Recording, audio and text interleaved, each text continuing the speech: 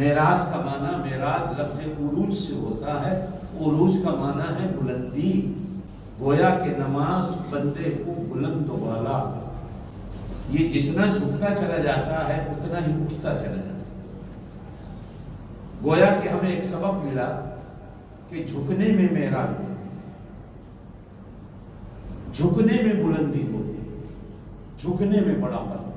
جس درخت کو پھل لگتا ہے وہ جھک جاتا ہے، جس درخت کو پھل نہیں ہوتا وہ اکڑا رہتا ہے۔ جھکنے سے درخت پھل دیتا ہے،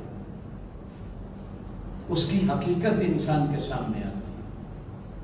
جو بندہ جتنا جھکتا چلا جائے اتنا ہی اللہ پاک جھکنے میں ہی معراج ہے۔ آپ صلی اللہ علیہ وسلم کی معراج اوپر جانے میں، ہماری معراج آپ صلی اللہ علیہ وسلم کے صدقے میں جھکنے میں رکھی گئی۔ یہ ہمارے گھروں کے فسادات، ہمارے بازاروں کے فسادات، ہماری رشتہ داریوں کے فسادات، کاش کہ دو فریقوں میں سے ایک فریق اگر جھکنا سیکھ لے تو گھروں میں فساد کبھی نہ ہو، امت میں فساد کبھی نہ ہو۔ ضد نے، اس تکبر نے اور اس غرور نے، شیطان کو جب اللہ نے کہا نا آدم کو سجدہ کرو، فرشتوں سے کہا آدم کو سجدہ کرو، سب فرشتے سجدے میں جھک گئے تو ایک اکڑ کے کھڑا رہ گیا، میں سجدہ نہیں کرتا۔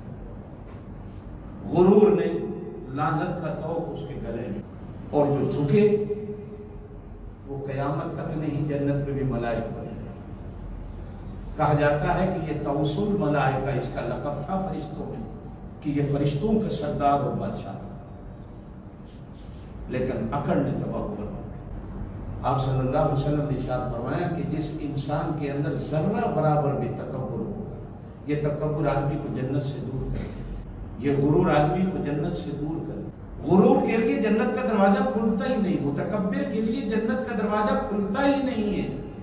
ایک حدیث میں آپ صلی اللہ علیہ وسلم نے ارشاد فرمایا اگر تم اللہ کو ڈھونڈنا چاہتے ہو اللہ کہاں ملتے ہیں؟ فرمایا ٹوٹے ہوئے دلوں میں اللہ ملتا ہے، جھکے ہوئے اللہ دلوں میں اللہ ملتا ہے، اکڑے ہوئے دلوں میں۔ دین نے ہمیں جھکنے میں انسان کی بڑا، کاش کہ دو فریقوں میں سے ایک فریق اگر جھکنا سیکھے، اور جھکنے میں دنیا میں بھی بڑھائی، قبر میں بھی بڑھائی اور آخرت میں بھی بڑھائی۔ دعا کیا کریں اللہ ہمیں جھکنا۔ نماز انسان کو جھکنا سکھائے۔ کسی عبادت کی اتنی عاجزی نہیں جتنی عاجزی نماز، جتنا انسان کو نماز مسکین بناتی ہے، خاک میں ملا دیتی ہے، غرور کو مٹا دیتی ہے، تو وہ انسان کے غرور کو۔ میرے دوستو، ہم اور آپ کے لیے دوسرے لفظوں میں عاجزی اور انکساری میں یہ نہیں ہوتا کہ انسان اپنا ہی حق چھوڑ دے، لیکن عاجزی کو جتنا اختیار کرتا چلا جائے اتنا ہی انسان اللہ کا قرب۔ انبیاء کرام علیہ الصلوۃ والتسلیمات، کہا جاتا ہے کہ آپ صلی اللہ علیہ وسلم کو اللہ نے فرمایا میں آپ کو نبوت کے ساتھ شاہی اور بادشاہی بھی دے دوں، آپ پسند فرمائیں؟ تو آپ صلی اللہ علیہ وسلم نے عرض کیا اللہ نے مجھے نبوت کے ساتھ ساتھ عاجزی نصیب کر، نبوت کے ساتھ ساتھ مجھے جھکنا سکھا، میں نبوت کے ساتھ ساتھ تیرے سامنے جھکا۔ کسی آدمی نے سوال کیا کہ اگر جھکنا اتنا ہی بڑا تھا تو پھر اللہ پاک نے حضرت داؤد اور حضرت سلیمان علیہ السلام کو حکم دے دیا، تو قرآن نے اس کا بھی جواب دیا۔